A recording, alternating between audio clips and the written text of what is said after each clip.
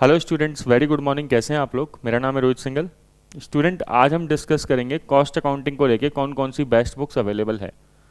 आप कौन कौन सी बुक से अपने कॉन्सेप्ट्स कॉस्ट अकाउंटिंग के क्लियर कर सकते हैं, या फिर हम लोग जो बुक्स यूज़ करते हैं, जो पर्सनली मैं बुक यूज़ करता हूँ USCMA कोर्स के लिए या फिर ACCA कोर्स के लिए, तो वो कौन कौन सी है। देखो क्या होता है कि जब भी कोई टीचर अपनी क्लासेस बनाता है तो वो क्लासेस को रिसर्च करने के बाद ही बनाता है। भाई हमें अपने सब्जेक्ट पढ़ाते हुए, जैसे मेरे को ही 2008 से मैं जो है कॉस्ट अकाउंटिंग पढ़ा रहा हूँ, है ना। जैसे ही 2007 के अंदर 12th कंप्लीट किया था, उसके जस्ट बाद CA CPT क्लियर हुआ और फिर उसके बाद CA इंटर में आ गए। इंटर में आते ही कॉस्ट अकाउंटिंग पढ़ना चालू किया, 2007 के अंदर ही इंटर में आ गए थे। और उसी टाइम से मतलब 2008 से ही फिर हमने कॉस्ट अकाउंटिंग सब्जेक्ट मैंने उठा लिया था पढ़ाने के लिए, apart from financial accounting and financial management. और उसके एक साल बाद 2009 के आसपास मैंने टैक्सेशन भी उठा लिया था पढ़ाने के लिए। तो तब से लेकर अब तक, क्योंकि एक अच्छा काफ़ी टाइम निकल गया है, 2007-8 से लेकर आज 2024 एंड हो रहा है, तो तब से लेकर अब तक बहुत सारी बुक्स जो है हमने पढ़ी है कॉस्ट अकाउंटिंग के ऊपर, और इतने सारे बैचेस लिए हैं तो चीज़ें भी याद हो जाती है।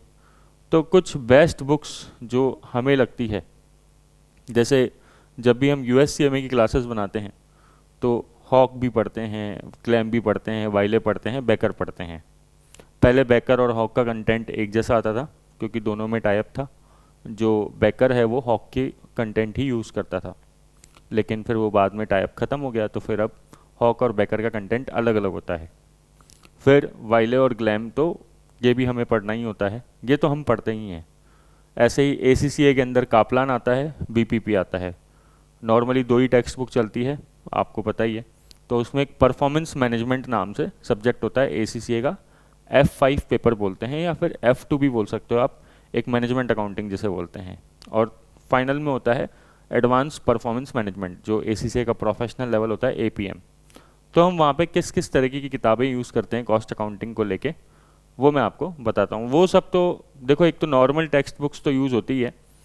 अपार्ट फ्रॉम दैट, जैसे एक सबसे अच्छी बुक जो मेरे को लगती है कॉस्ट अकाउंटिंग पे लेके, क्योंकि जब हम CA फाइनल कर रहे थे तो हमने इसी बुक में सबसे ज़्यादा कंटेंट पढ़ा था, सक्सेना वशिष्ठ।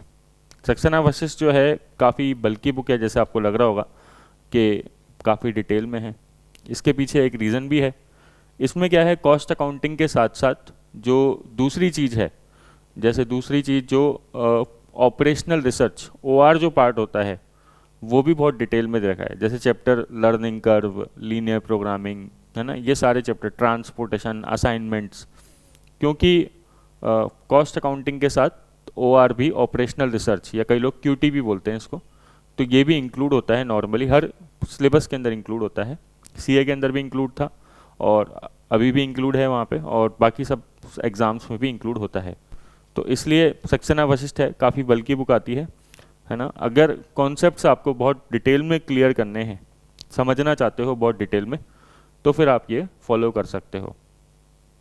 बट अब ये फाइनल लेवल की बुक है ना, लेकिन इसमें क्या है, कुछ इंटर के चैप्टर अवेलेबल नहीं है, जैसे प्रोसेस कॉस्टिंग हो गया या फिर मटेरियल से रिलेटेड बेसिक चैप्टर हो गया, वो सब चीज़ें नहीं है इसमें। जैसे मार्जिनल, स्टैंडर्ड, ये सारे चैप्टर को ज़्यादा डिटेल में किया है। जैसे आप देखेंगे तो इसमें मार्जिनल कॉस्टिंग, स्टैंडर्ड कॉस्टिंग, इन पे ज़्यादा फोकस किया गया है। रेलेवेंट कॉस्टिंग, ठीक है, जैसे सबसे, या थ्रूपुट कॉस्टिंग हो गया, है ना। CVP एनालिसिस भी अपन बोलते हैं कि जो आपका मार्जिनल कॉस्टिंग को आप कह सकते हो एक तरीके से, ठीक है ना। तो ये चैप्टर इसमें ज़्यादा डिटेल में करे गए हैं। इसमें बेसिक चैप्टर नहीं है, मटेरियल, लेबर, ओवरहेड, ऐसे चैप्टर्स इसमें कवर्ड नहीं है।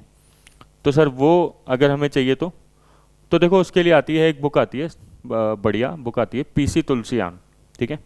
PC तुलसियान जो है वो हम इंटर में यूज़ करते थे और आज भी यूज़ करते हैं।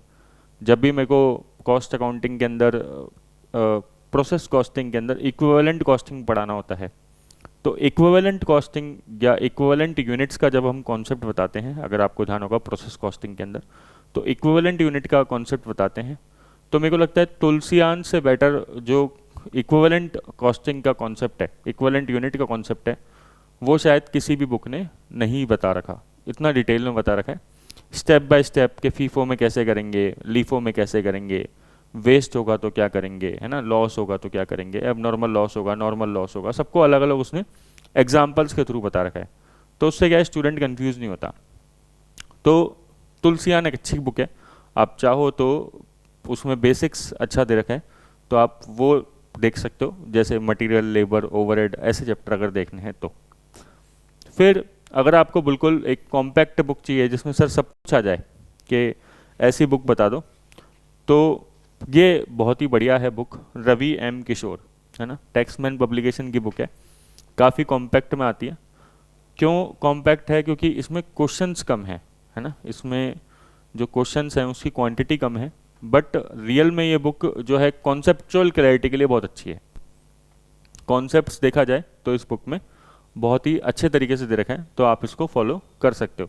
और चैप्टर की बात करें तो इसमें भी लगभग लगभग पूरे चैप्टर कवर हो जाते हैं, ठीक है। कुछ फाइनेंशियल मैनेजमेंट के चैप्टर भी इन्होंने इंक्लूड कर रखे हैं, ठीक है, जैसे material, labour, overhead, contract costing, process costing, ये सब तो है ही इंक्लूड, बट जैसे ratio, fund flow, cash flow, working capital, capital budgeting, ये सब जो फाइनेंशियल मैनेजमेंट के चैप्टर्स हैं वो भी इन्होंने कवर कर रखे हैं। बाकी इसमें कॉस्ट अकाउंटिंग के और भी चैप्टर है, जैसे स्टैंडर्ड कॉस्टिंग, बजटरी कंट्रोल वगैरह, ये सब चीज़ें हैं, है ना।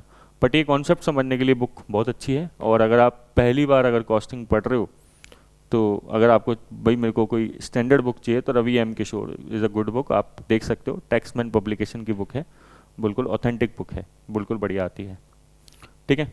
इसके अलावा जैसे हम सीए इंटर के अंदर भी पढ़ते थे तो और भी बुक्स, तुलसियान तो यूज़ करते ही थे।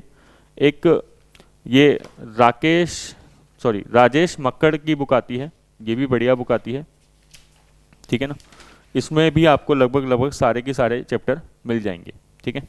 जैसे क्या है, basic concept, material, labour, overhead, cost sheet वगैरह, ये सारी चीज़ें आपको इसमें मिल जाएगी। Process, contract, joint product, by product, operating और मार्जिनल स्टैंडर्ड, बजटरी कंट्रोल, ये सारे चैप्टर आपको इसमें क्विकली मिल जाएंगे। तो इसके अलावा और भी बुक है, जैसे आशीष कालरा सर है, उनकी बुक आती है, वो भी मेरे पास है। आशीष कालरा सर के अंदर अच्छी बात यह है कि उन्होंने थोड़ा डायग्राम के हिसाब से बढ़िया बता रखा है, मतलब कलर्ड थोड़ा सा फॉर्म में है बुक, तो वो भी बेटर बुक है, आप वो भी देख सकते हो चाहो तो। बट देखो, मेरा आपको पर्सनल सजेशन है कि ये सारी बुक है ना, रिसर्च के लिए बढ़िया है, ठीक है, बट जब आप स्टूडेंट हो तो आपको बहुत सारी बुक पढ़ने की ज़रूरत नहीं होती है, क्योंकि फिर आप कंफ्यूज ज़्यादा होंगे। और मेरा तो कहना ये है कि हमेशा आप टीचर के एक्सपीरियंस से बेनिफिट लो। क्यों? क्योंकि देखो, हम जब पढ़ रहे हैं तो मैंने आपको बताया था पहले भी आईएफआरएस की बुक्स के बारे में, तो हम जब पढ़ रहे हैं तो कोई भी आईएफआरएस का टॉपिक ही बना रहे हैं, तो हम ऑलरेडी उसको 8 से 10 किताबों से देख के बना रहे हैं, ठीक है ना, रेफ़र करके बना रहे हैं, उसके बाद पूरा रिसर्च करके बना रहे हैं कि कोई चीज़ छूट ना जाए, ठीक है। इंडस्ट्री स्पेसिफिक बुक भी होती है, वो भी करते हैं हम पूरी की पूरी कंप्लीट उसको। ऐसे ही कॉस्ट अकाउंटिंग आप देख रहे हैं तो इतनी बुक्स हम ऑलरेडी देख के बना रहे हैं, मतलब 15-15, 20-20 साल से ये बुक्स मेरे पास एज इट इज़ हैं, ठीक है ना। मैंने इसको संभाल के रख रखा है तब से बिल्कुल अच्छे से, क्योंकि इसको हम अभी भी रेफ़र करते हैं जहाँ पे हमें लगता है कभी एग्जाम्पल चाहिए है ना। और इनको समराइज़ करके मैंने खुद के भी नोट्स बनाए थे कॉस्ट अकाउंटिंग के, वो भी अगर आप देखोगे तो वो भी हमने अवेलेबल कर रखे हैं स्टूडेंट्स के लिए, जो अगर ऐप डाउनलोड कर रखा है तो। बट ज़रूरी नहीं है, आप वो सब चीज़ें छोड़िए, बट कभी भी आपको एक्सपीरियंस लेना है, कभी भी बुक्स वगैरह पढ़नी है, तो टीचर के जो एक्सपीरियंस है उधर से आप ले सकते हो, ठीक है ना। अपना टाइम जो है, क्योंकि आपका टाइम बहुत कीमती है स्टूडेंट लाइफ में, तो उसको ना लगा के, ठीक है ना, क्योंकि टीचर ऑलरेडी उस पर इतना टाइम डिवोट कर रहा है। टीचर का काम है कि भाई आपको सरल करके चीज़ें दिखाना, है ना, ईजी करके दिखाना। और इतना रिसर्च करने का टाइम जितना हमारे पास रहता है वो शायद उतना नहीं रहता, क्योंकि आपको बहुत सारे सब्जेक्ट्स पढ़ने हैं, केवल कॉस्ट अकाउंटिंग ही आपके सब्जेक्ट नहीं है, और भी चीज़ें हैं। तो इसलिए बेटर ये रहेगा कि आप जो है किसी भी टीचर से बेनिफिट ले सकते हैं, ठीक है ना, कोई भी टीचर के आप क्लासेस वगैरह देख के उनसे बेनिफिट ले सकते हैं। वरना ये सारी बुक्स तो अवेलेबल है, जो भी आपको पसंद आए वो आप ले सकते हो। जैसे मैंने बताया, बेसिक अगर आपको क्लियर करना है तो रवि एम किशोर जो है वो अच्छी किताब है, टैक्समैन पब्लिकेशन की, काफ़ी ऑथेंटिक बुक आती है टैक्समैन पब्लिकेशन की सारी, तो वो भी आप जा सकते हैं। ठीक है, thank you so much students, thank you.